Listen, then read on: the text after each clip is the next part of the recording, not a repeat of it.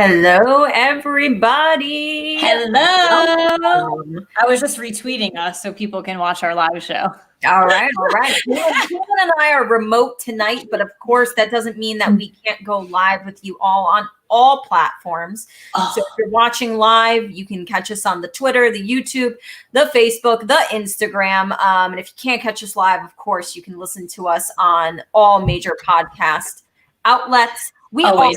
football fans of New Jersey. This is episode 133. I kind of feel like tonight's episode has a theme to it. We're welcoming back a lot of familiar faces in the world of football and in Housewives. So I think it's going to be a great show. A lot of exciting stuff to talk about. And we're just going to kick off our show like we always do. Sometimes we ask for questions. Sometimes we ask you the questions and want you to vote on our polls. That was the case tonight on our Instagrams. We polled you guys 3 different questions. I thought they were hard. Two of them kind of strong majority here, but I had to think about some of these, especially this first one. Question number 1 was, who will win the AFC North Division, the Pittsburgh Steelers or the Baltimore Ravens? I don't think any of us thought that we would be in this situation of wondering after last season, but here we are.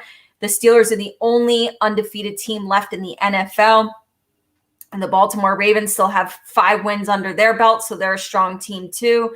When it comes down to it, 75% of you believe that the Pittsburgh Steelers will win the division. Caitlin, what did you say on this one? So I think you started that off perfectly, where I don't think a lot of us would have thought we'd be here going into week 8 asking this question. But I did go with the Pittsburgh Steelers. I think when we entered the season, the big story was that their defense is really good. Their defense is the best in the league. Well, guess what? Their offense is now catching up with them. Oh, yeah. The Ravens, their defense wasn't the best in the league. And now their offense has a couple of puzzle pieces that they need to put together. So they're actually falling a bit behind. And I say that at like the nicest level. It's the Baltimore Ravens. They're not like bad. But in this scenario, I do think at this point, if the Steelers continue to do what they're doing, they're winning the AFC this division. Yeah. I think the Steelers, I went with the Steelers as well. I think they're one of the most balanced teams in the NFL, offense and defense. And I do, it's kind of funny because this was a really hard one for me. And I actually pulled up both remaining schedules for both of these teams and tried to do a win-loss scenario. Funny enough, I kind of had them with tying records. And then, of course, you would give the slight edge to whoever has the better division record. If that was the same, who has the better AFC record. I'm going to give the slight edge to the Pittsburgh Steelers. I just really like what they're doing on both sides of the ball. But obviously, we're not going to forget about the Ravens here. They can totally contend for an AFC championship and for a Super Bowl. So 100%. This is a really strong division, and I'm going to be excited to watch these 2 teams face off against each other. We got that this weekend, so I'm looking forward to it. It's going to be a great game. Question number 2, another team that plays in a strong division. Maybe people weren't expecting them to get off to this hot start that they have.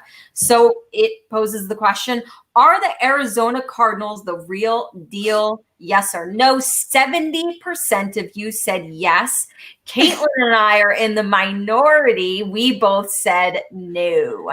Yeah, I mean, honestly, I'm looking, you got to look at the record right now. And I think the record, shows, good for them. And they're making some big things. Kyler Murray is, I think, the leading rusher, quarterback wise, as of right now, rushing touchdown wise. I want to correct myself there. But I want to look at, the games here. So you're playing the Lions, the Jets, the Lions beat you. You beat the Jets. Ooh, that's great. I think your most, impressive win is obviously the Seahawks, that overtime win that we had last week. And then going up too, you lose to the Panthers, and then you beat the Cowboys. So I'm kind of looking at it holistically, and I'm like, where's the real deal? Can you show me the real deal?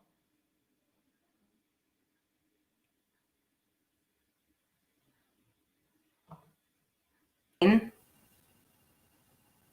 hear me? Am I in it? Oh, there I am. There Hi. you are. Did I leave you guys for a second? I think you actually left for once when it's usually me screwing up everything. But I don't know if you were able to hear me, but what my question is posing to the audience is, show me the real deal. You have wins over the Jets and the Cowboys. Congratulations. Your most impressive win was last Sunday in overtime against the Seahawks. I want to see more games like that, and then I'll give it to you. Yeah, of course, beating the Niners too in the opener. People weren't expecting that. This is a Niners team that, they've been banged up all year, but they were coming off a Super Bowl appearance. One definitely surprised me. I'll give them credit. They're playing really well. I just think it's still too early for me to claim them as the real deal. That's all. I agree. Give me, if you can even give me a couple more games, and then maybe I can make that answer for you, but I'm just not ready yet. Right. Question number 3, we're going to talk about this topic a little later on in the world of Housewives. Would you be excited to see Heather Thompson back on Roni next season? This was a close one. 57% of you said no. Caitlin and I, again, are in the minority here. We both said yes. You guys know that Heather was one of my favorites. Oftentimes we talk about cast members, if we could bring anybody back. That's not that. I mean, obviously like Bethany and Dorinda now, but Heather's always somebody that I've wanted to return. And we'll talk about her a little later on. But Caitlin, you said yes as well. Yeah, right? So I know she's definitely one of your, old time favorites. I wouldn't necessarily title her favorite of mine. I think just right now with I love the new addition that Roni recently made, but with departures like Bethany, like Dorinda, and even rumors still that some of the OGs still might be on rocky waters. It's good to have a familiar face in the mix, because Leah still is technically a new face. She had a great rookie season, but listen, she still has her sophomore year. So I think bringing back in a familiar face will be good for the franchise. So that is why I wrote that I was, excited to see her come back. Good point. Good point. Okay, so those were our poll questions. Thank you guys so much for answering those. Always fun, always thought-provoking. And now we'll get into the world of football, our big stories of the week in football.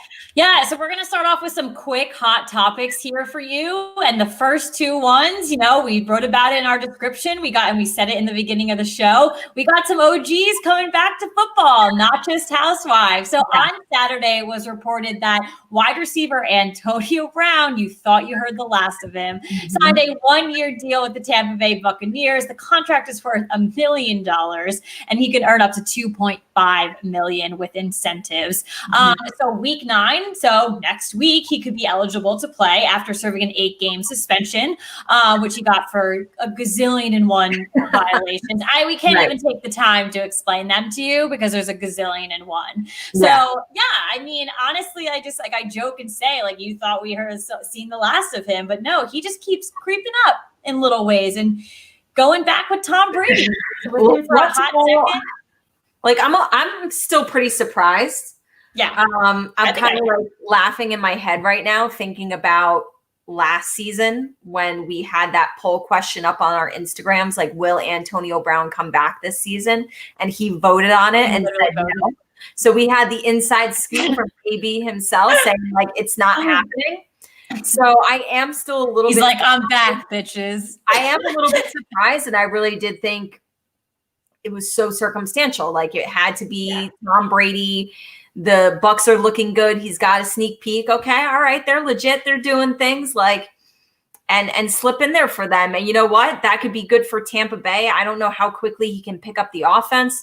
I know Chris Godwin's a little bit banged up right now. He's not going to be playing in that Monday night game against the Giants. Thank God. It can't hurt to give it a whirl, right? I think it's a bit irresponsible, in my opinion. I know that you're very, strong, opinionated when a team picks up someone who's had multiple concussions, and you're why are you doing this for someone? It's clear that Antonio Brown is mentally unwell. We've seen it across the board, and he's not just doing things that will get him in trouble that way. He's had other deals that have not been okay. So for me, talent is talent. He was talented in like on the Steelers. Like it's been a while since he's been in Pittsburgh. So I just think this is wildly irresponsible. And like, I'm not ready for him to go and play a couple games and fuck something else up and then go back on his raging war mentally on social media. I'm not ready for that. And again, if it does happen, Tampa Bay, that's your fault. So listen, the guy did take an entire year off from football. And I hope he took that time to really like dig deep and look at himself and look at his mental health issues, get some medical and professional help, and figure out the root of those issues. And listen, they'll give it a whirl. Like if it doesn't work, just you're barely paying him anything. You just be done with him. But I'll take a bill for a year. I'll take a $1 million contract for a year. So also, I don't think this one's entirely irresponsible, but yesterday Baltimore did sign wide receiver Des Bryant. Again, you thought you heard the last of him, but only to their practice squad. But I see him coming up relatively soon. No worries there. He's been out of the league for 2 years. And then, so that's a big one there. But then also we have some other moves across the league. So Dallas traded defensive end Everson Griffin to Detroit for a conditional 6th-round pick in 2021. And he had, just count it up real quick, 2.5 sacks, 14 quarterback pressures, and 21 tackles so far this season for Dallas. So you're kind of like looking at Dallas saying like, what are you doing? But maybe it's like, hey, we're tanking. Let's try to make some moves here and work on the future. Yeah, that Dallas defense is definitely one of the roughest in the league. Mm-hmm.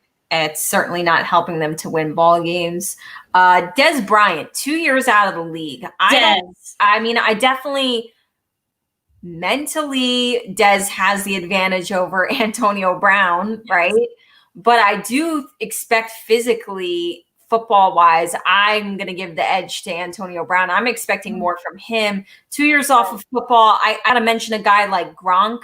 I haven't really been impressed with Gronkowski, and I don't know if that has to do with the fact that like you stepped away from football, like you were not playing football. Well, he finally went off last week. So what, it takes you 7 weeks to finally do something? Exactly. So if that's the case and these guys are coming in week 8, week 9, like, okay, so by the time you actually get adjusted, the season's going to be over. Are we making the playoffs? Because we better be if you want to make a contribution to the team. You can't even speak. These guys are making up. I don't really know what to expect. I think the best thing for these teams is just to keep your expectations low.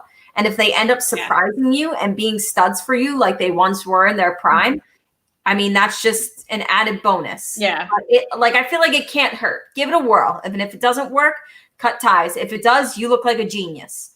Can workshop it, see how it goes. Workshop it. And then some injury news, definitely a huge blow to the Cleveland Browns, but wide receiver Odell Beckham Jr. suffered a torn ACL in their game against Cincinnati, and he is going to be out for the remainder of the seasons with 7 games on his radar this year. He had 23 catches, for 319 yards and 3 touchdowns. So, I think in the beginning it was kind of like, what is that mojo between,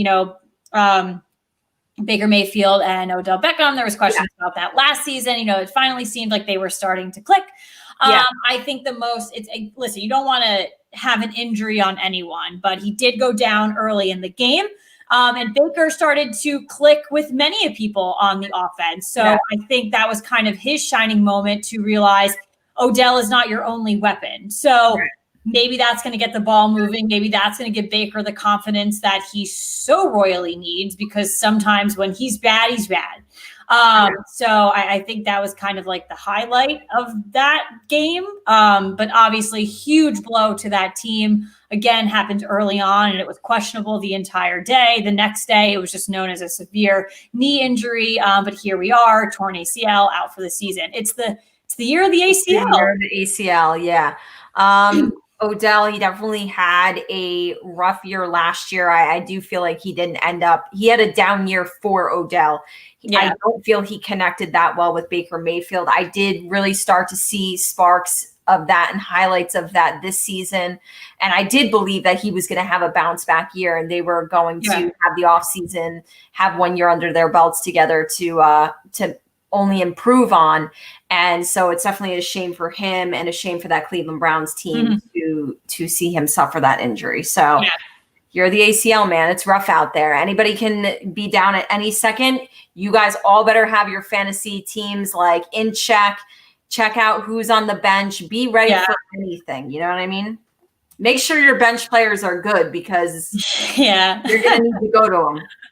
Yes. And also too, a lot of leagues do allow you to put guys in an IR spot. Some of them don't though. So just be aware of that. If it is, take it full advantage of that. It saved me a bunch of, games this year because I haven't wanted to fully get rid of people. But look at that too. And again, look at it because some don't offer it either. So you might have to make some drastic decisions. So absolutely. All right, well, let's get into our week 7 thoughts as always. So I just love like always going back and kind of recapping and looking at all the games and being like, oh yeah, it was a crazy week in football. And I feel like it is every week. Every week. So we kicked off, unfortunately, that Thursday night football game, the Giants and Philly. Caitlin, I know you're going to talk about that game, specifically about Mr. Evan Ingram a little bit later on in the show. The Giants lost 22-21 after leading 21-10 in the fourth quarter. Such a heartbreaker. Tough. Yeah, I mean, people want to be like, oh, don't get so like hung up on it. And the only reason you feel like as a Giants fan, you do get hung up on it. One, it's Philly. Yeah. Number 2, you should have had the win. It was in your hands. And number 3, I know it sounds really silly, but like you win that game and you're leading your division as pathetic as that is. So yeah, it actually really did matter. And it was definitely a tough pill to swallow. It was not a good kickoff to the football week by any means. Yeah, not a good, I was sitting pretty in Lincoln Financial when the Giants were up and, Daniel Jones ran and ultimately to the left right there, girl.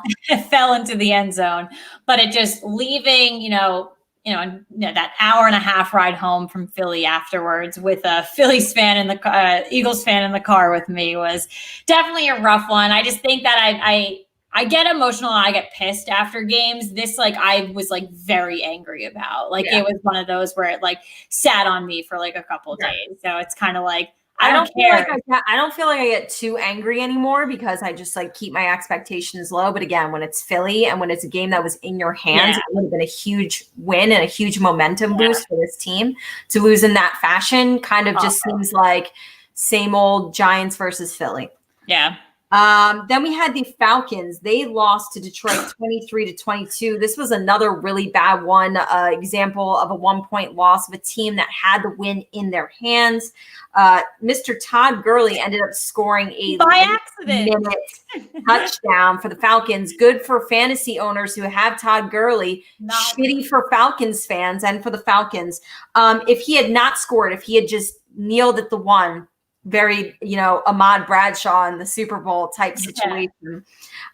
He could have ran out the clock and Atlanta would have won that game. Instead, the Detroit Lions ended up winning. That actually really pissed me off because I went 12 for 14 on my picks.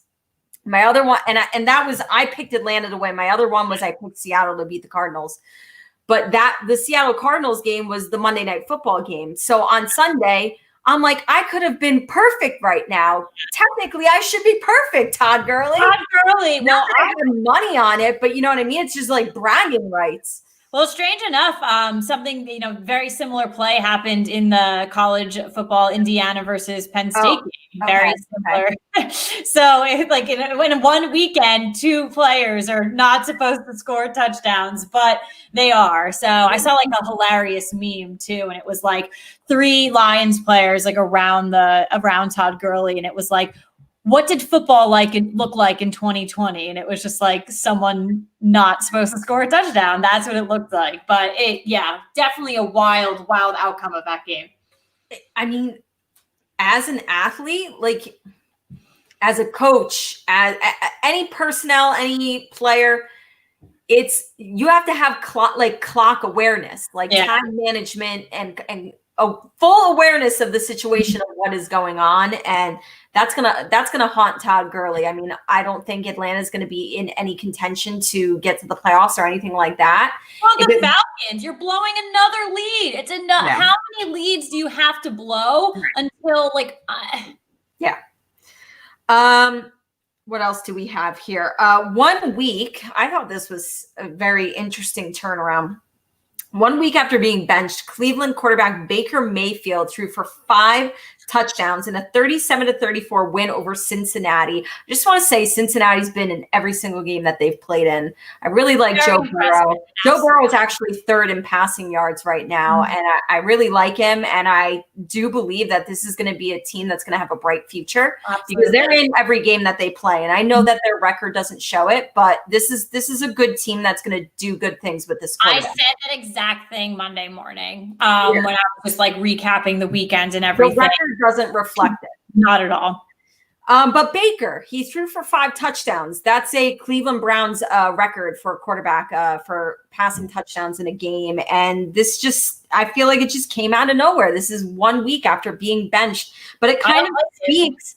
I feel like it kind of speaks to the Cleveland Browns and to Baker Mayfield. They are hot or they are cold. There is no in between. That is not what I want in my quarterback, though. I do not like quarterback being so, and it's not like hot and cold where you're playing like kind of decent, you kind of have a bad game. Really shitty or really good. Good. And it's so, there's no in between, and it's so mind-boggling. And I think it's a different case scenario. Like, listen, when, the Niners benched Jimmy G when he came back because he was having a shitty game, he bounced back. That was a mental game if they were playing with him. And they were like, listen, I think you're coming back from an injury. You're a little mentally lost. Let's give you some time. With Baker, though. No, I think it's a spiteful thing. It's like, God damn it, Baker. We're getting pissed at you. No, but I think Baker I think one of his teammates said like that, like getting benched and everything like that lights a fire under, but you shouldn't have to get benched to light a fire.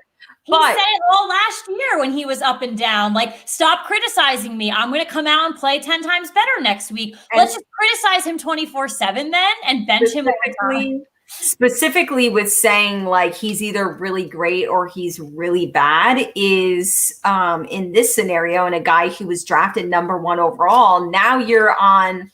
Like you're teeter-tottering between, are you a bust or are you showing reasons for why you were a number 1 pick? And I honestly, I know it's like a rhetorical question. I don't even think I can't confidently answer that question for you right now because I don't know. I don't think in the long run, he will be a bust. It's just not a quarterback that I would ever want on my team. And I think if he was drafted not number 1 overall, like I think if he went in the first round and just went in the middle or the end, then he wouldn't get any grief. But I think the fact that he went number 1 overall, I kind of think his career is going to be considered a bust. Yeah. Yep. Okay. So the New York Jets, they are the only winless team, 0-7. But hey, they had a competitive game there with the Bills, and that was. Kayla and I both had that lock, the Bills over the Jets. And I was like, it's the division. What's happening right now? It's that division. It happens year after year. The Patriots win the Super Bowl, but they're still losing to the Jets. They're playing close games with the Bills. That's how that division operates. It's always been that way. Like that. No rules when you have division matchups. It doesn't matter. Throw the records out. It really does not matter. But they're the only winless team in the NFL, 0-7. And the Pittsburgh Steelers, we mentioned it before, they're the only undefeated team at 6-0. The Dallas Cowboys offense in their game, they produced 142 total net yards in a 25-3 loss to Washington. Obviously, we know that Andy Dalton got hurt. He was taken out of the game, but he did play the majority of it. He was taken out of the game. He did not return. But those total offensive yards are the fewest that the Dallas Cowboys have had since 2001. I mean, that is, and I want to say 19 years, baby. Woo! I want to give and yes, it's circumstantial. They don't have Dak playing, whatever. I also want to give a lot of credit to just as much credit to the Washington football team defense. Because they are actually quietly, and the Giants too, quietly, 2 of the better defenses in the league right now. So that's a great young defense. On us. Lost Landon Collins as well. That's another big injury, former Giant. And honestly, with that injury, I did see a little thing. I only saw it on Instagram, so I didn't like follow up and look for articles, but I did see a little thing that they might be interested in free agent Eric Reed, who plays the safety position, who has not been in football. Now that you mentioned that, I did see that he's like refusing to talk to them. So I don't know. It's just kind of, if you want to play in the NFL, you got to take your. Yeah, I don't know what the situation is there, but that losing Landon Collins, that's a loss for them. But they have a very, very good defense so far from what I've seen. Right. Despite the loss, and it was definitely a heartbreaking loss for the Seattle Seahawks. Oh my goodness. Wide receiver Tyler Lockett finished with 2 yards and 3 touchdowns.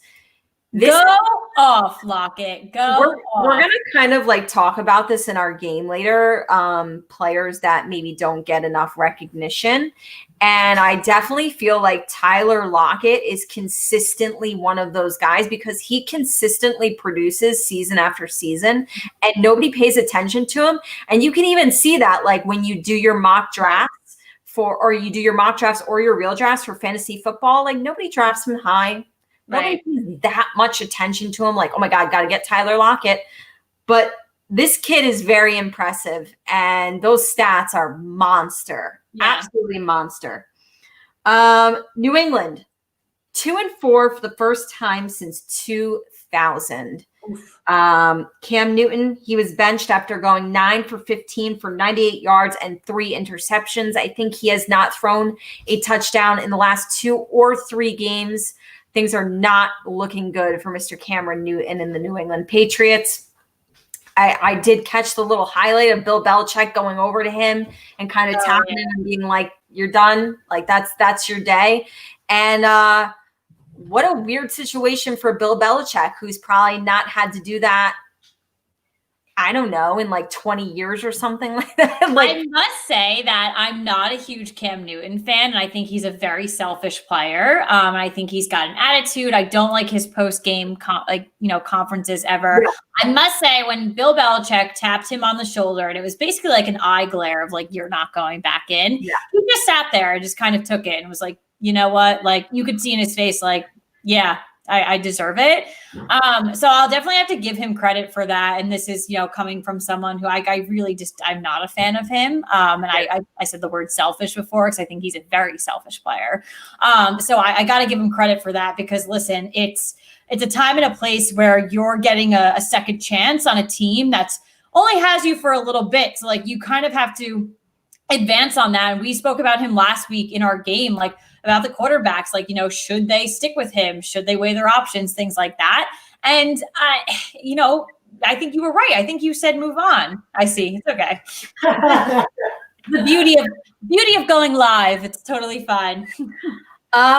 Here's the thing though. And I feel like this season is almost like, I feel like the first time I'm seeing it where starting quarterbacks who teams are like, this is our franchise quarterback. These are our guys. Like they're getting benched. It kind of doesn't matter who you are. Baker just got benched. Jimmy G just got benched. And now you've got Cam Newton getting benched. So I don't know if maybe Cam just kind of like swallowing that pill and just taking it for what it is. It's just kind of like, it almost doesn't matter who you are right now. If you're having a bad game, go sit on the bench. Like there's no point in bringing you back in. You're having an off day. Nothing's clicking. We might as well just go chill and we're going to bring in the next guy. I think with quarterbacks, though, it's just such a different mentality. You obviously have your backup quarterback, and some teams even have a QB3. They're not meant to be rotational. When you have running backs and wide receivers, and you're looking at, can we move him around? Even your linemen, both on the offensive and defensive side, you're moving guys from left tackle to right tackle just to see how it works. Yeah. Let's see if it makes a little bit more sense for you to be on this side. It's much more flexible with every other position. Quarterbacks, while I understand, listen, it worked for Jimmy Garoppolo and Baker Mayfield so far, but I don't like it. You're right. I I don't like the move. I would never want no matter how bad of a game Daniel Jones could ever have, I wouldn't necessarily want the Giants to do it unless your team is in a situation where it's the final minutes of the fourth quarter, you're losing by like 30 points, then that's fine. It's another thing like in the middle of the game, then it feels weird. But that's just what's happening this season. I'm not going to be surprised to see Dwayne Haskins come in again at some point during the season for Washington. It's just a weird year in that sense. I mean, it's a weird year in every sense, but that's what's happening right now. That's fair. So those are week 7 thoughts. Oh my God, crazy. Let's talk about week 8 and the matchups. Yes. All righty. So let's go ahead. And my face just got so much brighter because my picks are on this screen, so I have to look over there. But why don't you go ahead and kick us off? And I have the NFL.com, so we're in order this time. So perfect. Love it. Okay, so in week 8, I am taking the Falcons, the Ravens, the Rams, the Chiefs, the Packers, the Colts, the Raiders, the Titans, Buffalo, the Chargers, Seattle, New Orleans, Philly, and the Bucks. My lock, I mean, this is the easiest lock of the season so far. I was laughing when I saw the schedule. Like, who am I going to take for my lock? Oh, there it is. There it is. I'm taking the Kansas City Chiefs over the New York Jets. My upset is going to be an interesting team. Are they hot? Are they cold? Who are they? What is their identity? Who are they? The Las Vegas Raiders, a 3-3 team, beating a 5-2 Cleveland Browns squad. Yes, I believe the Raiders were my upset last week, and I don't think I won that one. So, but I am looking into it. So for sure. Alrighty. So I am going with the Panthers, the Steelers, the Dolphins, the Chiefs, Packers, Colts, Raiders, Titans, Bills, Buffalo, Chargers, Seahawks, Bears, Eagles, and the Buccaneers. My lock is also the Chiefs over the Jets. And my upset is the Miami Dolphins. It's 2 a time, baby, over the Rams. So let's see. Let's get it going. Support your boy. I like it. We only had 4 different. At first, we literally started off like 0 for 3. Like the first 3, we did not. I was like, where is this going? But only 4 different. So we're definitely on similar pages. One week, I do hope we pick everything different. That would be great. Yeah. The battle of the Caitlins. And honestly, last week, Caitlin posted to our Instagram our picks, which I think was good. I know we say we'll them continue to do that, yeah. And unless you have it in front of you, like it could go really fast and you could be like, wait, who did they pick? What did they say? You know, I have a lot of friends and a lot of coworkers who always ask me throughout the week, who are you taking for this game? What do you got for that game? I don't put any money on it, but certainly other people do. So if we can help you out, great. If we don't help you out, I'm sorry. Don't come after us. Yeah. But we're just here to give our opinions. I've learned a lot. Yeah, I've learned a lot about sports betting over the past like 2 months or so. And it's a lot of, things are very simple. It's just picking a team to win. So I get a lot of questions too. I get a lot of more fantasy questions, but too, like with picks, like who are you looking at? Who looks good this week? Things like that. So we'll continue to keep posting our picks for you, especially with our locks and our upsets. So absolutely. So you are up, not me. Yes, let's get into the world of Housewives. We have some cast member discussions. I feel like every week now across different franchises, we're talking about rumored cast members, confirmed cast members. Yeah. Tonight, we have a definite, this is happening. Very excited. I get really excited when they're confirmed, like legitimate, this is happening. Yeah. We have a new cast member for the Real Housewives of Beverly Hills. It was announced on Monday that the new member is going to be Crystal Kung Minkoff. She's an entrepreneur and mom of 2 young kids. She's married to Rob Minkoff. This is pretty damn impressive. He's a director. And when I heard that he was a director, I pulled up his IMDb page because I'm like a weirdo like that. I was like, oh, what do you direct? Any movies I've heard of? The original Lion King. So this man is legitimate. So that's how I feel bad. It's like I love when new housewives come on board, but like when I was reading a lot of stuff, it was like they were putting him in front of him. And I was like, it's like Of course, you want her own identity to shine, but it could speak to their wealth. It could speak to the lifestyle that they live. I would certainly imagine that the director of The Lion King is living a pretty nice life right now. Sitting pretty. But the couple has been married for 13 years. This was what I thought was interesting. And I feel like in articles, it wasn't like blatant put out there. I just kind of saw and did the math on my own. They have a 23-year age gap. Oh, I was like, whoa, okay. They look like it. I've seen pictures of them. He actually looked like they looked the same age. Yeah. They both looked younger. So I was definitely surprised by that. She was like 22 years old when they got married, and he was like in his 40s. And so I was just like, wow, all right, that's interesting. And again, this is going off of, we don't have much on her right now. No. It's kind of about her husband. So that I was like, okay, well, that's an interesting dynamic. But she's joining season 11, obviously after the exit of Teddy and Denise. Got to fill a void. We knew somebody was going to be coming in. We have Kathy Hilton confirmed coming in as a friend. But yeah, I think Crystal is a full-time cast member as far as I know. She's the first Asian American housewife on Real Housewives of Beverly Hills. Bravo. More diversity. Think about, is she the first across the board? Well, no, because what's her face on New York was like, Jules. She was Jewish and Asian, so okay. But she was a Jewish American Asian, so she was like a trifecta. Right. It's pretty much a lot of things. Well, I don't know about any of the other franchises. I don't want to make any like assumptions. Yeah, I just can't. I couldn't remember off the top of my head. So when I read that she was going to be the first one on Real Housewives of Beverly Hills, I just didn't know if she was the first across the board. I couldn't remember. Yeah, and I think there's another franchise, but I'm not confident in saying it. Yeah, I mean, of course, we've also had franchises that have literally been a one and done franchise season, and you know there'd be people that we've never seen, forgot about, whatever. Right. She is 35 years old.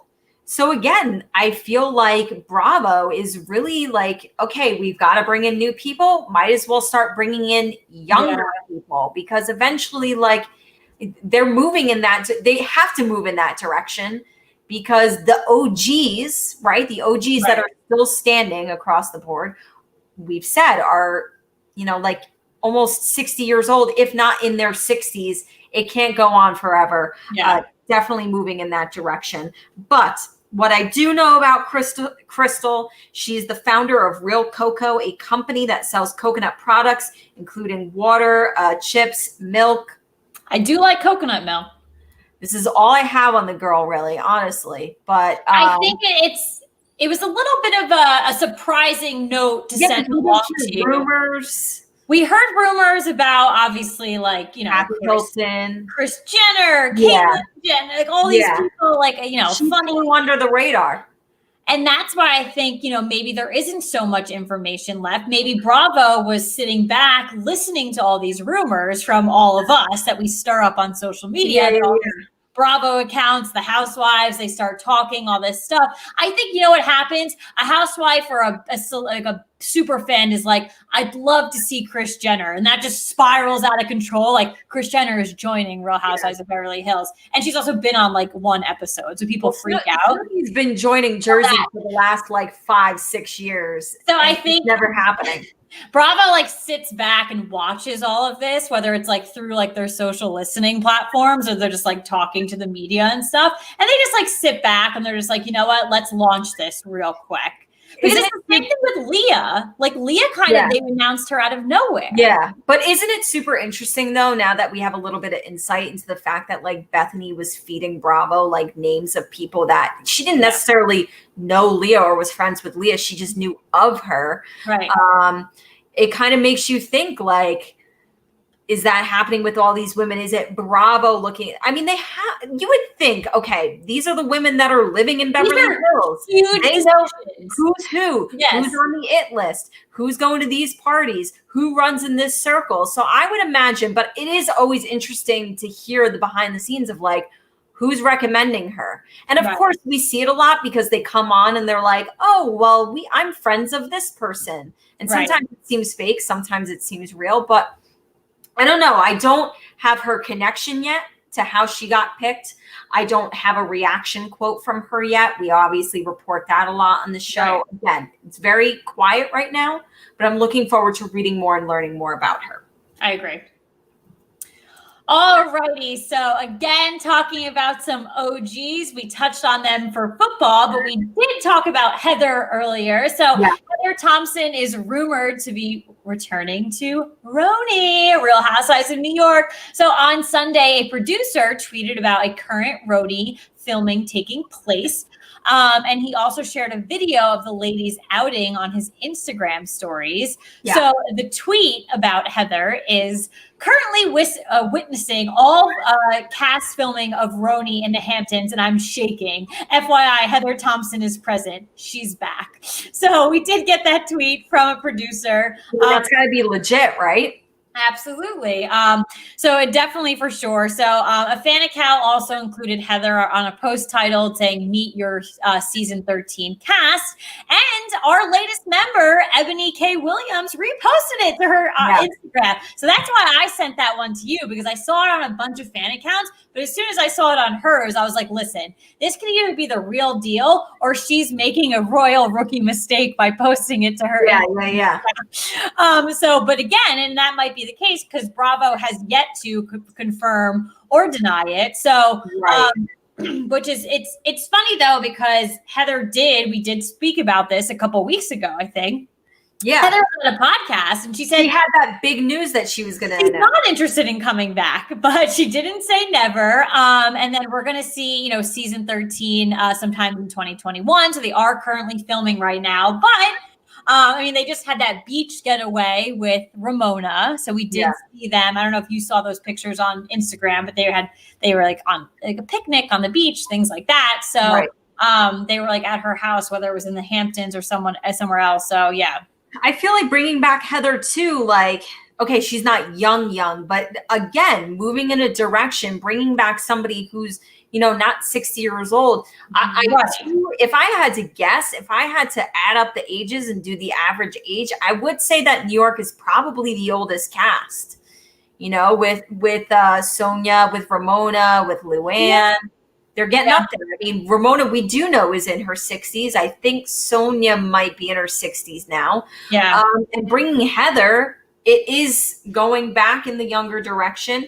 And I'm very excited to see her back. I'm actually just thinking about it now. Like, I could see her getting along with Leo really well. Yeah. Yeah. And I would like those two being like buddy. I would enjoy that. I think you mentioned that too when we were talking about her like a couple weeks back. Like you could see that. I feel like they're just like want to have a good time. Like I felt like the reason I liked Heather is because I felt like she wasn't ever really trying to create drama. Yeah. She really just was there for like a good time, a fun time, good vibes.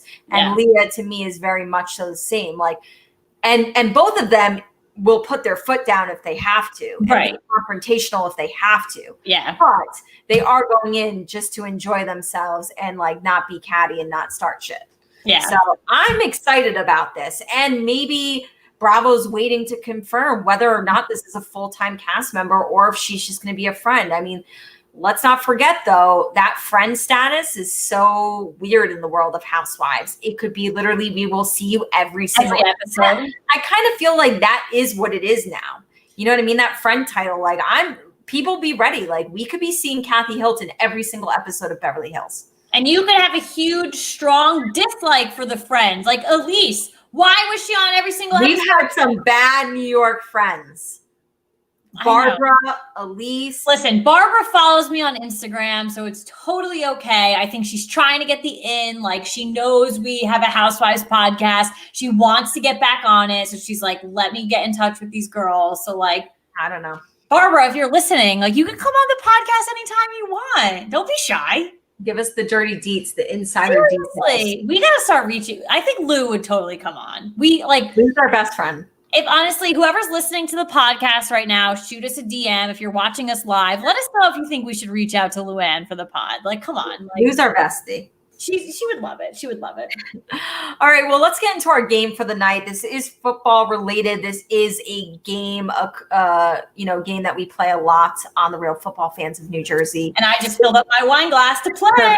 Perfect. It is called Sip Your Drink and Fill in Your Blank. So we have filled up a little bit more. We have 10 fill in the blank questions. I think these are really good ones, and it kind of, a lot of it is like, how do you feel so far, like through 7 weeks of football? Like, I feel like that's kind of the running theme with these statements. I'll tell you how I'm feeling. Not well, B. Definitely as a Giants fan, not well, B. Okay, so 10 fill in the blank questions. We're going to kick it off. Caitlin, I'll let you answer first. I will answer after you. We'll do them together. Question number 1, and I think this is a hot topic. We definitely call this out a lot on our show, so it's good to pinpoint how we're feeling exactly. Number 1, the 3 sketchiest teams of 2020 so far are the blank. So I kind of went with like a bad and a good. Well, so like 2 of them are bad, 2 of them, or 1 is good. Because sketchy could be like, oh, I didn't expect you to be good. Yeah. Oh crap! Like I didn't expect you to be bad. So my 2 sketchy bad teams are the Minnesota Vikings and the New England Patriots. Listen, we didn't think too much of the Patriots, of like going into the season losing Tom Brady and like understanding that offensive weapon unit is really non-existent. But to bring on a guy like Cam Newton, like that was a huge question mark too. Like what's going to happen there? And now, like you had said, they have like a worse record than they had in many years. So a lot of people still question like, oh, like the Patriots, I'm still picking them to win the division. They're 3rd place in the division right now. 3rd. As much as people were like, oh, is it going to be Buffalo? Is it going to be New England? I don't think anybody thought New England was going to be in 3rd place. Not at all. 2nd. Minnesota Vikings, so sketchy. Why are you bad? You remind me of the 2019 Atlanta Falcons where you have the weapons. You're so sketchy. Why are you bad? I don't understand why. Don't become the Falcons because then you're going to enter next year, 2021, and blow a bunch of leads, fire your head coach and GM, and still suck. And then my sketchy good team is the Chicago Bears. And I'm not saying like they're like super, super good, but they have a good record and they're winning games. So to me, a little sketch. Well, I will tell you that 2 out of my 3 teams are the same as yours. I did go with I'm giving the number 1 sketchiest team. I'm giving them the 1 spot on this. I can declare that the Minnesota Vikings to me are the sketchiest team of 2020. We should have like a thing that have such high expectations for this team. And I could have never predicted that they would be 1-5 right now. So I don't know what's going on there. The Chicago Bears, I also agree with you. They're 5-2. They're sketchy because I don't feel like they are one of those teams where it's like, yeah, they're 5-2. I get that's a great record, but do I have faith in them? Do I think they're a good football team? No, I do not. When is it going to go downhill? That's my question when I think of them. Division games. I mean, they're going to have to play the Packers. Yeah. I don't really know. Who knows, honestly. My 3rd sketchy team is still doing well. Mm-hmm. They're 4-2. It's just I expected them to be one of the best teams in football and to everybody be talking about them with the New Orleans Saints. And I just feel like people were just like, okay, this is probably Drew Brees' last year. They're finally going to make that Super Bowl push. And I get that they're 4-2. They'll probably make the playoffs. They can make a little bit of a run. But 4-2, I really feel like this is a team that could also very well be 3-3 or 2-4. They're not winning games in grand fashion. Yeah. And they're just looking weird to me. Like, I don't feel like they're threatening the way that you would expect them to be. I honestly just overlooked that. I think they're sketchy as hell too. Yeah. I don't know what their deal is. Statement number 2. I think the quarterback who will finish the season with the most amount of rushing yards will be blank. So sitting in the number 2 spot right now is Lamar Jackson. So I am actually going to pick him to have the most because the Ravens, I think I said this maybe a couple weeks back, maybe I think it was when they lost to the Chiefs or something. They have a hard time coming back in games. They can come out and dominate you and win that game. And it shows because their offense comes out and dominates. Lamar Jackson has crazy runs. He launches it. He makes great plays. And that's how they win games. They need to focus their energy on the offense right now and really make sure they're utilizing Lamar Jackson with the capabilities they have. There's a lot of questions that need to fix a couple things and really understand where their strengths are. Their strengths is when he turns it on in double effect of what he can do. Listen, I know you have concerns when he does run the ball. You think he's one play away from an injury. I 100% agree with that. But he's still gaining yards when he does it. So I think he will surpass Kyler Murray at this point and ultimately become the number one rusher here. All right. Well, I did go with Kyler Murray. He is currently leading the quarterbacks with 437 rush yards. Lamar Jackson is my close second for this one, but it's only because of the fact that Kyler does run it more often. He has ran the ball 65 times this season. Holy guacamole. Compared to Lamar Jackson, has run it 50 times. So do I think Lamar's just as good, if not better of a runner than Kyler Murray? Yes. It's just a numbers game of how they're drawing up their offense, what plays they're running, and clearly the Cardinals are just utilizing Kyler more in their run game. So that's why I went with him. Right. Number 3, after 7 weeks of football, I think the blank are the top team in the AFC. I am going with the Steelers. I'm still going to go with the Chiefs here. Again, I still feel like I feel good about picking them to win the Super Bowl before the beginning of the season. I like what the Steelers are doing. I just feel like if I was a betting woman and I was going to put my money on it, I feel more confident going with the team who just won a Super Bowl, who has crazy weapons. I still have a lot of faith in the Chiefs. Yeah, so I think I'm really going off of the whole, listen, the Chiefs are an insane unit. I'll probably mention them later in this conversation in this game.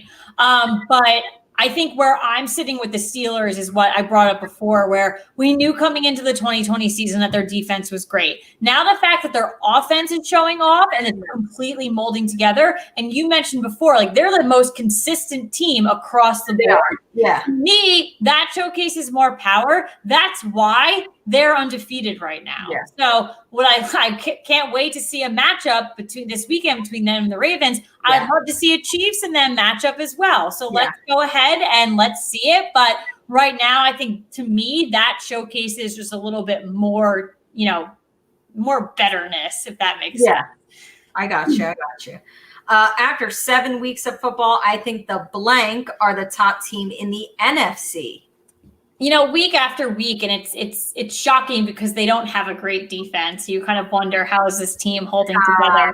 But I'm going with the Seattle Seahawks. It's just, they're so impressive. Russell Wilson is so impressive.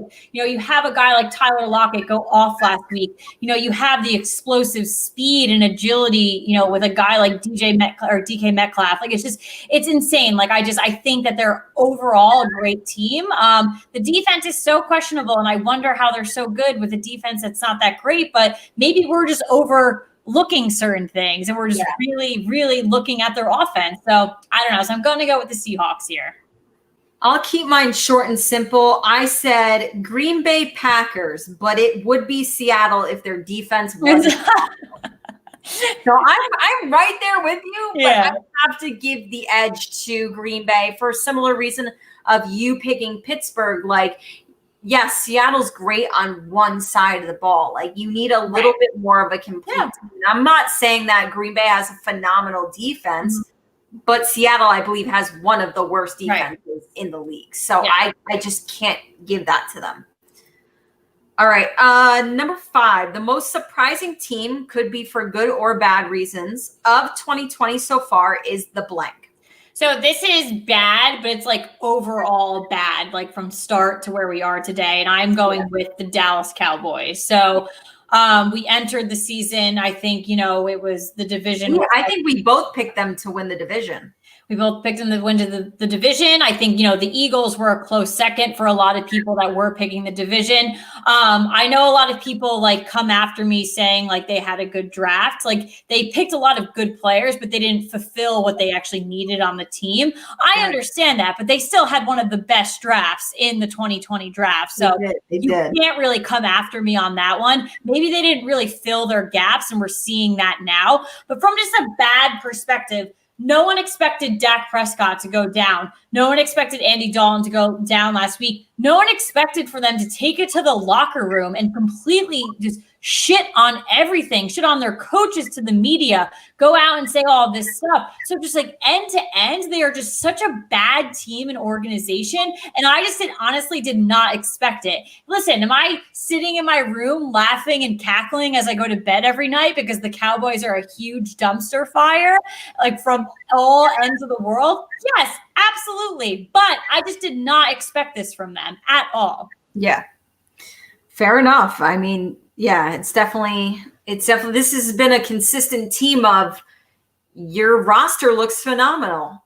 On paper, you guys look beautiful. When is it going to produce on the field? You know what I mean? Or even just what your organization stands for. You guys have a brotherhood. You're America's team, all this stuff. Really? Because this year, it looks embarrassing. No one wants to be a part of that.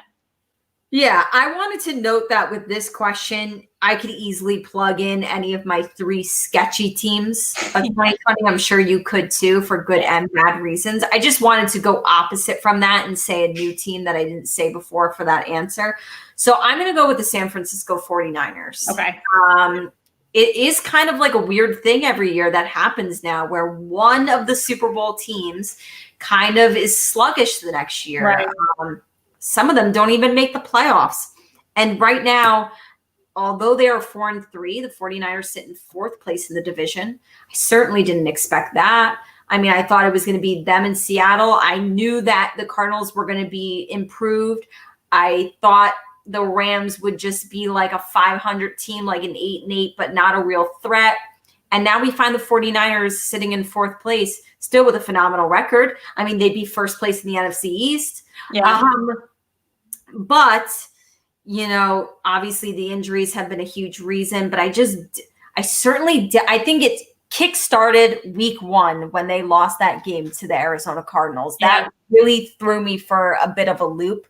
And this has been a surprising team for me so far in 2020. I didn't expect them to struggle like this. And again, they're in a much better position than most people, but what they looked like last year, that Super Bowl team, is not exactly what we're seeing this year. So, All right. Number 6, my top 3 MVP candidates so far would be blank.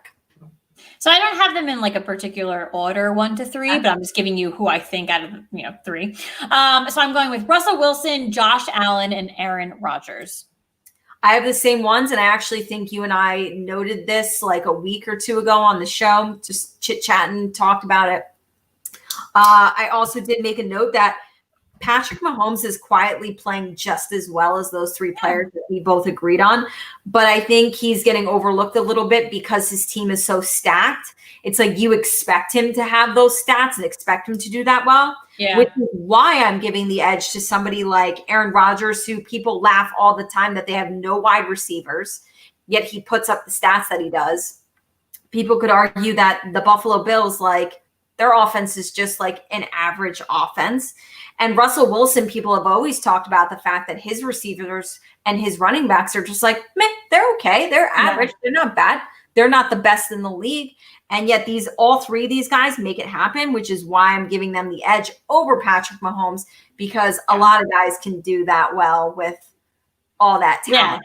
Them. Certainly stacked on the Kansas City Chiefs. I agree. Number 7, I think the player not getting enough recognition or love right now is blank.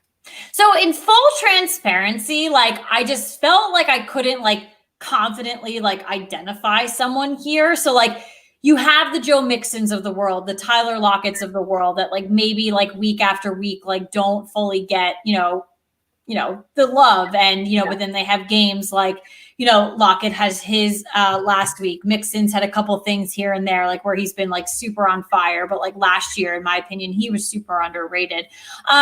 I just think that this year is a little bit different because like maybe us as football fans, like we understand these people and like we understand like, listen, Lockett last week like had a full blown game, whatever. But those stats, anyone would have been like, holy shit for. Yeah. So I just, to me, I took this, I answered this in my own way. So I was creative about it. I just don't think that I could have confidently named a single person here. So I spun it this way. So I'm actually just excited and just like interested to see how Le'Veon Bell does with the Chiefs. So I don't think he's underrated. He had a phenomenal time in Pittsburgh until the locker room and the team was weird. Yeah. And then he entered a very dysfunctional organization with the Jets. Right. So I don't think he was utilized properly. I think that maybe he'll go now to Kansas City and he'll be in a very similar situation when he was in his prime in Pittsburgh. Not at the end. Don't think of the dumpster fire at the end where it was very questionable.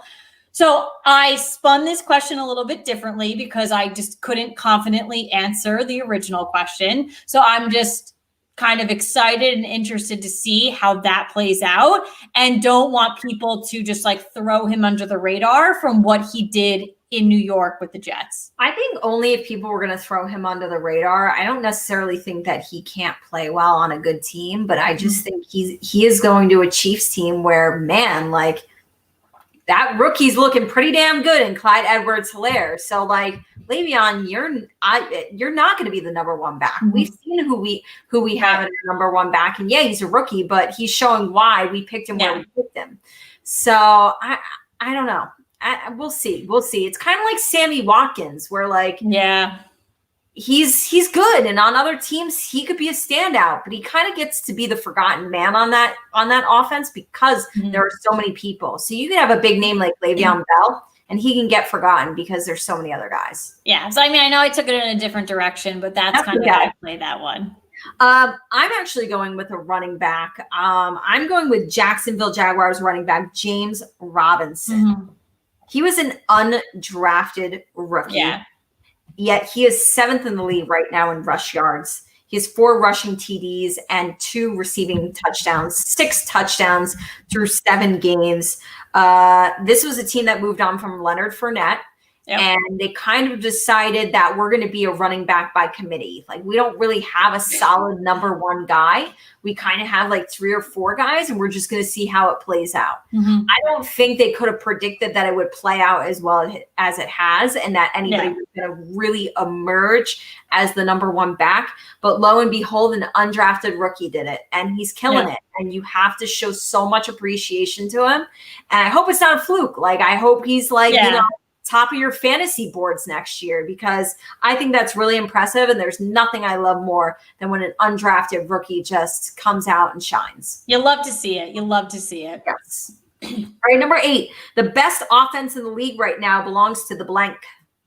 So I know I did pick the Steelers, to being the best in the AFC, but I am going to give this one to the Kansas City Chiefs because you just mentioned it before. There are so many weapons and you have big names on a team like that are not really the number one spot. So it's like, it's totally like, holy crap, they're playing with Monopoly money in my opinion, but they a loaded offense. So I'm a stats girl. I'm always going to go stats wise. I'm going with the Seattle Seahawks. They're first in yards per game. They are second in pass yards per game, and they are first in points per game. They're averaging 33.8 points per game. That's a lot. I remember there was one season where the Giants couldn't break over 30 points like all year. Yeah. And so for a team to be averaging 33 points per game, Russell Wilson, to me, I know we just talked about MVP candidates before, and you said that you didn't have an order. I do have an order. And to me, Russell Wilson is number one, hands down. Mm-hmm. And you can, and the other thing too is they have one of the worst defenses, yet they're still winning ball games because of just how amazing this offense is. So that shows you as well. Number 9, the best defense in the league right now belongs to the blank. No brainer for me here, the Pittsburgh Steelers. Again, stats, and when you kind of look across the board, I'm going with a team that might surprise some people. It doesn't like Steelers year after year after year have a good defense. But right now, I'm going with the Indianapolis Colts. second in yards per Okay. game, second in pass yards per game, third in rush yards per game, fourth in points per game, first in interceptions. They're top 5 in all of those categories across the board, both their run defense, their pass defense, and just altogether total. They're killing it. So I'm going with the Colts. All right, and our last one, the teams that will pick in the top 3 for next year's draft will be the blank. So I am going with the New York Jets, the Minnesota Vikings, and unfortunately, I hate to see us here again, but the New York Giants. Okay. I have 2 of your 3. I'm going the New York Jets, the New York Giants, and the Jacksonville Jaguars. Mm-hmm. Yeah, you hate to see it. You don't love to see it. You hate to see it. Yeah. Keeping it real though, and this could be interchangeable. I mean, we got teams like you said, Minnesota Vikings. We have the Atlanta Falcons, Cincinnati Bengals. Although that we said their record does not reflect how well they are playing, how close they are in every game. You can't negate the fact that they only have one win right now, so they're going to find themselves in possibly a low draft position as well. Yeah, I feel pretty strongly about the Jets being in the top 3. We'll see how the rest of it shakes out. Yeah, so definitely a great game. Fill in the blank, sip your drink. So I'm going to take a sip of my drink. Do it, girl. I'm out of wine. Not good. Oh, not well, B. Not well. The worst. So let's go ahead and get it off our chest. That time of the evening where we, just let it go. Positive, negative, football, Housewives, life, wine, anything you want. So why don't you go ahead and get us started? Sure. I'll keep it short and sweet. And I told Caitlin before the show, I feel like I do this every season. I always vent about this. But right now, the NFC East, they became the first division in NFL history without a 3-win team through week 7. So your division leader right now has 2 wins. It's really pathetic. It's really awful.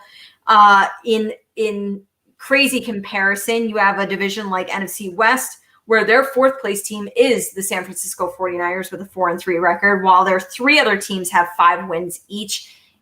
It almost makes it feel like, ooh, this was the good year to add in another wild card team, because you could have all 4 teams from the NFC West possibly go. If that rule wasn't implemented, you'd most likely only see 2 or 3, and then you'd probably see a team with a really good record miss the playoffs just because of the scenario, which is why, again, I'm just going to say they should do NBA rules. It should be based off of records. The NFC East should not be sending, if there is a 7-9 playoff team, an 8-8 playoff team, whereas somebody who could be 10-6 is sitting at home watching the playoffs on their couch.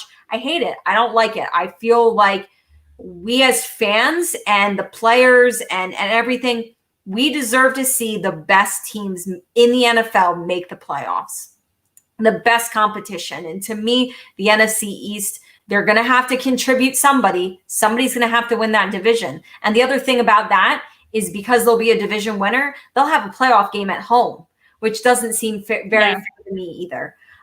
So if you're not going to change it by records, at least try to change it where, okay, instead of, let's say, Dallas getting a 4 seed, they should get the 5 or the 6 seed based on their record. I hate it. I'll bitch about it until the end of time because I just feel it's unfair. And I know it works in our advantage. Like, maybe we can win our division and we'll make the playoffs and we'll be really happy about it. But at the end of the day, I'm just saying I don't think it's fair. So I definitely understand the argument. And I think, year after year, when you do bring it up and it's, targeted at the NFC East, because we've kind of been trashed the past couple of seasons. Like, I get it. And I know we spoke about this, before the show started, but, I do watch Get Up every single morning, and they have a lot of hot takes. That's why I like the show. I like, listening to them analyze things. They're not always the fancy, we agree with everyone. They really do take hot takes on things. But this was one of the ones where I forget, which analyst said it, but he actually disagreed with what, your argument is. And, There was a lot that went into it. I thought he had some good points, like to counter it. A lot of it had to do, though, with, that home field advantage. He did disagree with that, though. If you do fall under a certain record, you do not deserve home field advantage. No, yeah. So that's something, too, to take into account. Is that the first thing that they pull away? Maybe then teams will kind of like shape up a little bit in years over years. So that might be something to think about. But I get both sides of it. I'll have to maybe for next show pull up what, he said specifically, but I did think it was fair. I think both arguments are 100% fair. But I get the frustration. I try to put myself in another division shoes, especially right now, with a division that, sucks compared to a division where your 4 teams all have great records. And you're like, damn it. Like, it was one of us really not going to make it because of the New York Giants, like something like that. Like, that sucks. Like, it really does. So I totally get it for sure. Yeah. All right. So we did talk about this earlier in the show, but mine does have to do with the New York Giants loss to the Philadelphia Eagles last Thursday. I was in attendance, obviously. So the game was in our hands, and Daniel Jones had in Evan Ingram's hands. It was not. That's a great segue into my get it off my chest. Because the Giants had the game, and Daniel Jones. It's funny because I actually had to take a step back and second guess Daniel Jones. And I hate myself for that because he threw a beautiful pass to Evan Ingram. Beautiful. Mm-hmm. And I actually took a step back and asked my boyfriend, looked on Twitter, looked at things to make sure that it was a good pass because I was in there in person. That's so hard to tell whether you're watching on TV or watching in person. It's so difficult. If you were at home and watching it on TV, you wouldn't have questioned it. Hands down, you wouldn't have. But I think that's the mentality of a Giants fan right now, where it's like, for a while, like a lot of people shit on Eli, but we were always his number one fan. But there were certain things where it was like, but like Daniel Jones, only in his sophomore year, there are certain things that I am blaming him for, which is totally fine, totally normal. So it killed me to take a step back and question that, but then to actually fully learn that it was a beautiful pass and it was everything intended for Evan Ingram. For him to literally miss, drop, literally handed to you. The game was there on a silver platter and gone. So much like many Giants fans, I took to Twitter. I was livid. I didn't want his key card to work on Friday morning. I wanted him to take an Uber home. I wanted him off the Giants. And to clarify, I wanted him off the Giants in the offseason. So I've been speaking that for a very long time now, but I will admit, I was very heated and I went off on Twitter like many Giants fans did. But I do want to take a step back because I appreciated an article that was put out by Talking Giants, our friends at Talking Giants, so Bobby and Justin. So Justin actually put out an article. And the title is "The Giants Need to Reduce the Snaps of Evan Ingram." And he goes in and he explains the article, and I could put this in, in the links across our platforms if you guys want to see it. But he goes into the article that he wanted to title it that the Giants should bench Evan Ingram. And then he took a step back and he was like, actually, that's not realistic because they're not going to bench him. They're not getting rid of him right now. The trade deadline is coming up and they're probably not going to get rid of him. So let's look at this realistically. This is what the Giants need to do. So I love the realistic approach, but looking at the numbers just makes me cringe and makes me want to even be more angry, but I do appreciate it. So the Giants their offense has 13 turnovers this year so far. And Evan Ingram has been involved with 5 of them. So if you want to do math and look at analytics, so he is a part about 38% of those turnovers. So it's so he's been targeted for 4 of 7 Daniel Jones's interceptions. That's 57%. Holy freaking crap. And he's dropping on 3rd and 4th downs. That's when he's dropping the ball, when it means the most to us, when we need to advance. He also, since 2017, has the most drops amongst any tight end in the NFL.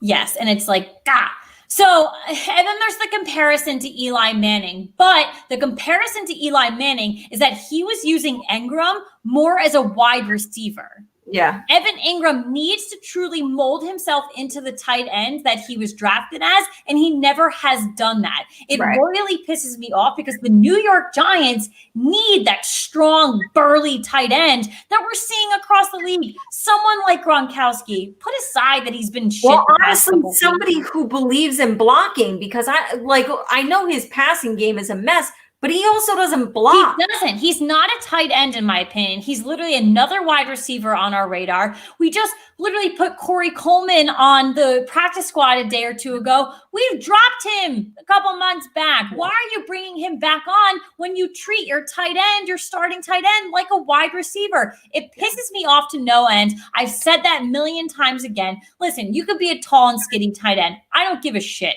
But literally get your body out there and block.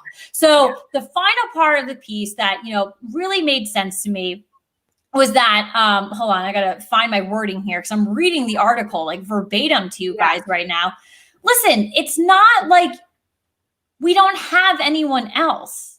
You know what I mean? Like we can just, I think the biggest point of the article too is like reduce the snaps and just take a step back for a second. Like we have the real estate to just let's reevaluate things, in my opinion. Like I don't know. So it's getting me like super frustrated. Like when I like think about this and I'm like really trying to I'm trying to like give him like, I don't know. It's frustrating. So like I loved the steer of this article. Like, let's just reduce the snaps here. Cause like in reality, if you're going to treat him as a wide receiver, just give Daniel Jones the option to launch it to all of the other wide receivers that the New York Giants had. When we entered the season, we had like 1,500 wide receivers. Yeah. Listen, no one was a solid WR1. Right. But like, if you have 1,800, like, let's try to figure out what's going on there. And then, oh God, see, it's pissing me off. This is why it's my get it off my chest. It sincerely is like that. But I don't know. Let's just like... Again, I liked the steer for this one for sure. Yeah. And listen, like we have real estate, we have room, Caden Smith is the backup tight end. And it kills me to call him a backup tight end because we've seen a couple, things from him this season. A lot with Daniel Jones at the end of last season. Yeah. I'd like to see more of it.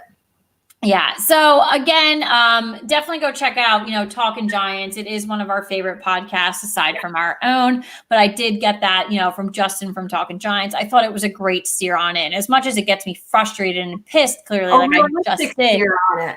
It's a realistic steer. And again, like we get angry and like, it's just talking about Evan Ingram. But at the end of the day, the Giants are not getting rid of him right today, nor are they probably getting rid of him at the trade deadline. So what can the Giants do just to make things better? So that's going to get it off my chest. Whew. I wish I had more time for that one. I am out, but we are at the end of our show anyways. Things that you do not want to miss this week. We got Real Housewives of Orange County on tonight at 9:00. If you were still with us live, we got you done in time. We got you ready. We got you. Fill up, grab some popcorn, watch Real Housewives of Orange County. We also have Real Housewives of Potomac on Sunday at 9 and the Real Housewives of Salt Lake City premiere. That is exactly 2 weeks away. I cannot wait. I'm very ready to invest like from day one on this franchise. So what day of the week is it on? A Wednesday. It's our show day. What time? Yeah, I believe I think it's going to be 9:00. Okay, so we're good. Yeah. We're probably good. We're good. Thursday night football, Atlanta at Carolina. Sunday night football, we have an NFC East matchup, Dallas at Philly. And Monday night football, we have our New York Giants. They are playing at home against Tom Brady and the Buccaneers. So Eli Manning's not here, but let's see if the New York Giants can make Tom Brady their bitch once again. I hope so. We'll see what happens. But thank you guys so much for hanging out with us. Thank you for listening. Thank you for joining live. Thank you for drinking wine with us and shooting the shit. So Have a good night. Happy Halloween. It's coming up. I got a skull on my. Enjoy your Halloween. Be safe, kids. Yes. Don't eat the bad candy or the bad apples. So good night. Bye.